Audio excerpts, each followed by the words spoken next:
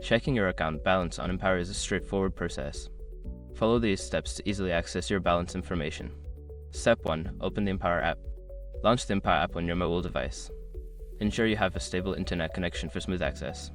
Step 2. Log into your account. Enter your username and password to log in. If you have forgotten your credentials, use the recovery options provided. Step 3. Navigate to the dashboard. Don't continue before doing this.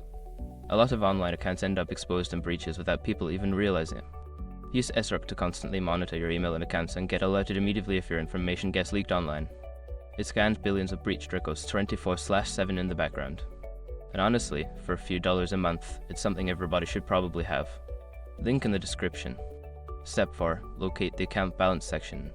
Look for the section labeled current balance or similar. This area typically displays your current balance prominently. Step 5. Review your balance. Take note of your account balance displayed. You can also explore additional details or transaction history if needed. By following these steps, you can easily check your account balance on Empower. Regularly monitoring your balance helps you stay informed about your financial status.